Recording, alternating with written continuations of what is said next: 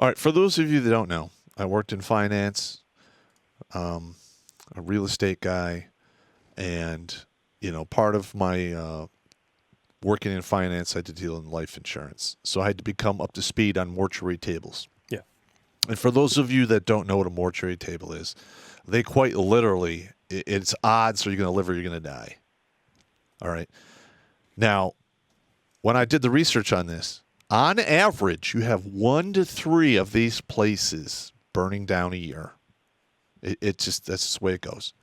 21 is way higher than 3. We're talking, a 7,000% increase. Mm-hmm. Why in the fuck are we not talking about it? And why the hell are we not investigating what the fuck is going on? Because if it's a goddamn insurance scam, which I understand, I don't condone it, but it is what it is, I would like to take them off the list because we know they did it to themselves. But if there's some fuckers out there, some unseen force pulling strings that's doing this shit, we need to find out who they are and put them at the end of a fucking rope. Yeah. Because I've noticed this. Somebody actually responded to you talking about this on your Facebook page and said, like, well, they have, a certain number of fires at these things a year. Yeah. Fires is one thing. Virtually every manufacturing facility will report a minor fire every now and then. Planes crashing into buildings and these places literally burning to the ground is a whole other matter entirely. Yeah, this is insane. Yeah, because you look at these photos right here in this archived version of this article here, these do not look like minor fires. These are scorchers. Yeah. I mean, some of them could have been insurance jobs. I mean, quite frankly, we had a lockdown. There was a bunch of issues with, what companies could stay open, what couldn't. Then they had worker problems. And maybe a couple of these places are like, hey, if we want to break even, this motherfucker's got to burn down. Yep. I don't condone that, but I understand it. Yeah.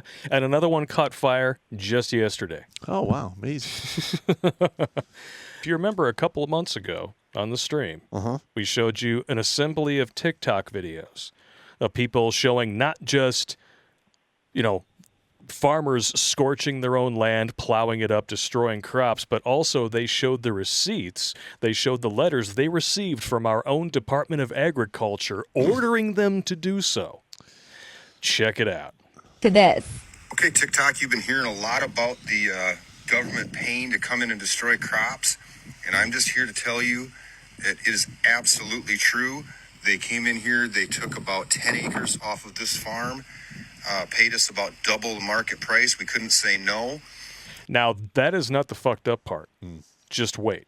But they kind of pulled a fast one on us. They pushed about a foot of topsoil off. As you can see, it's off to the side here. They got it labeled and everything.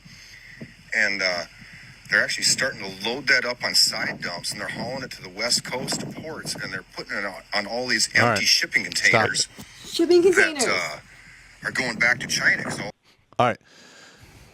First of all, China. If you give somebody the right to, if they want to destroy some of your crops, okay. Now, if they're removing shit from the land, all right, that is not crops. That's actually the land. And there's a huge fucking legal case for that. You just can't go in there and fucking, top scrape the topsoil because you bought the crops. That's not how this works. We need to fucking really get to the bottom of that. That is bullshit. Oof. And that's extremely fertile topsoil. You can't make that overnight. No, that takes years. 5 to 10 to make years. That. You got to compost. You got to make a compost heap. You got to throw the earthworms in it and let them do their magic. And it's something you're not replacing that anytime soon. It's going to take 5 to 10 years depending upon the environment. Yep. But back to the topsoil thing. Unfortunately, this is nothing new. This has been an ongoing problem for quite a while. This right here from NPR dates back to 2019. American soil is increasingly foreign-owned.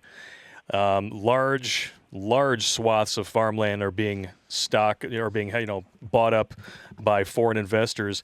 Nearly 30 million acres. Yep. As of 2019. As of 2021, China was throwing its hand into the ring, and at that point in time had bought nearly 200,000 acres of prime American farmland. And listen, if they're bankrolling the other countries that are part of that other 30 million acres, we could be seeing a large problem here. well, this is what's on the radar for a lot of the red states. Is they're onto this, and a lot of that farmland is in red states. And as the left and the right, keep separating, and we're creating that divide, China and all these companies, especially that fucker we're going to put up next, Ugh. they're just going to take it away from them and use public domain to do so. Because guess what? You got to feed the Americans first. I have no idea why our politicians don't feed our citizens first. They don't even fucking protect our fucking borders. Oh, shit, man. The Democrats filibustered $4 billion for the wall, but now they want to money launder $33 billion to Ukraine. A country that, loves to post all of the damage that is being accumulated by Russian forces, but for some reason they have to keep recycling old war footage from other countries that's like 5 years old. Listen, I have a guy in Moldova who I want to get him on the show if we can work out the logistics. Z? Talking about Z? It's another guy. Oh, it's another guy? Oh, I want to have Z back on. Another guy, and he's got a whole different angle on the Russians. What are your thoughts on this insanity, Jerry? I mean, this is off the chain. When you see that, Bill Gates is now the largest private owner of American farmland, and you've got over 30 million acres of land being purchased, by foreign investors, and a supply chain crisis, and now we have, we're being warned about food shortages. What do you see coming down the pipe, dude? Well, it's all been planned, and it's also prophecy being coming true. If I can talk about 2 points very quickly. Bring it. There's 4 horsemen of the apocalypse in Revelation. 4 horsemen. The first one is given a crown and a bow, and he goes out conquering and to conquer. Now, a crown in Latin or Greek is corona, and the bow in Greek, ancient Greek, is called toxin. So what does a bow shoot? A bow shoots arrows. So you're thinking a toxin coming from a bow related to corona. Just saying. And the second horseman is famine.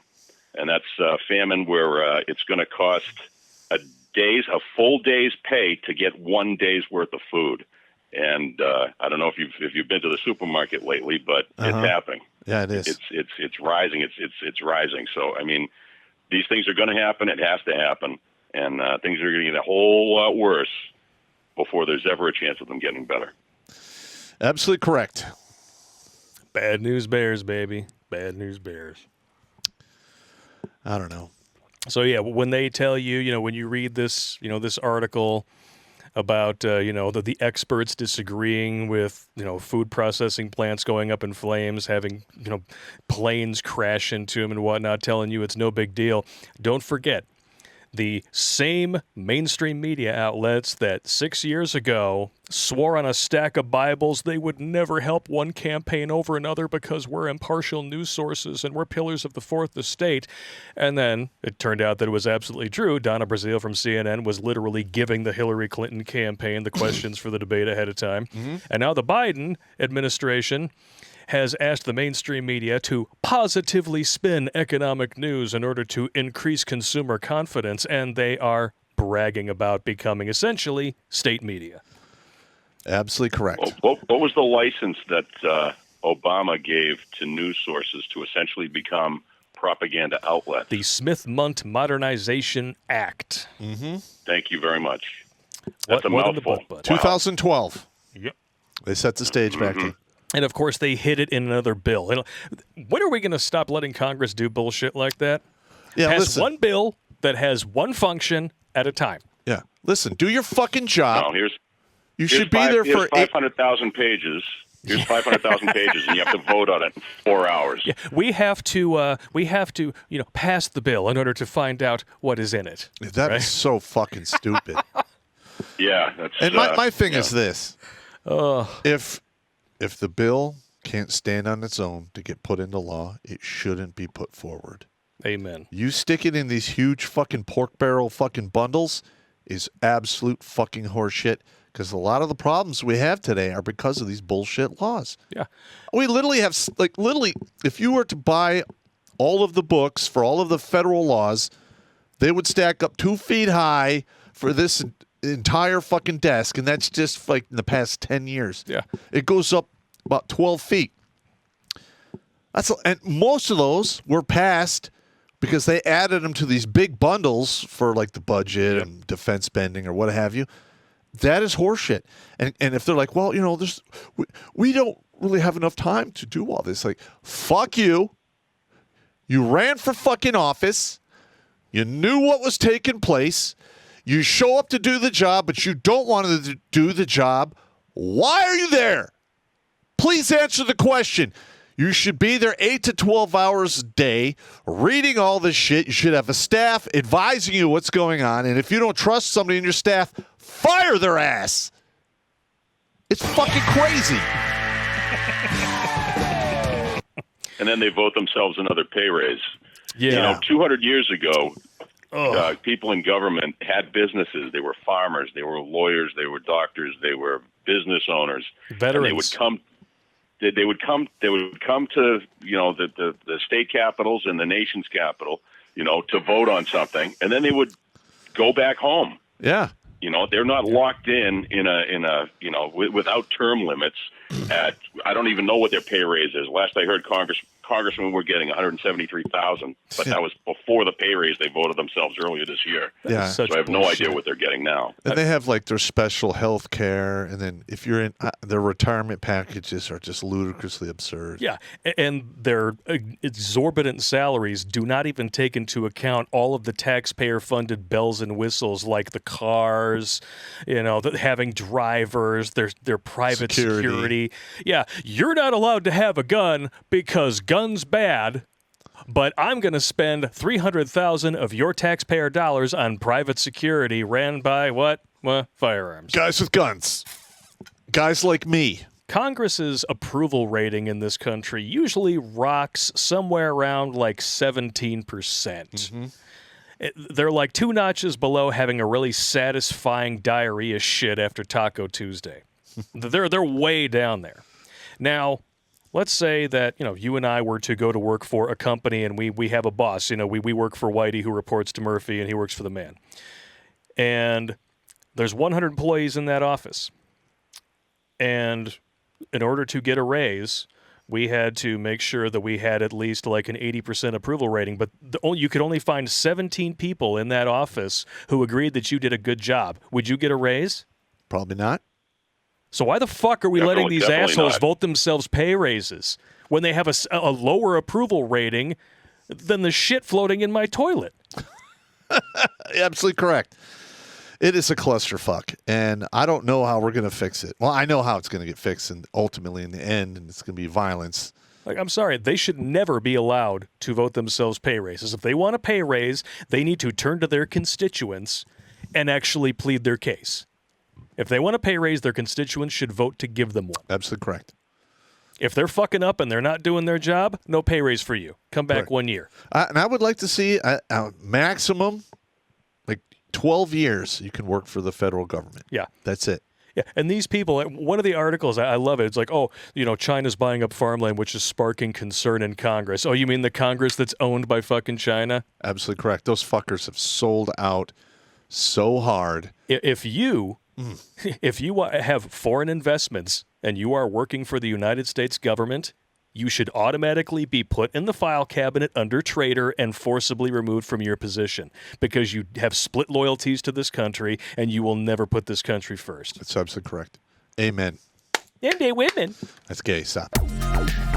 Watch Grunt Speak live every Tuesday and Thursday at 8 p.m. Eastern.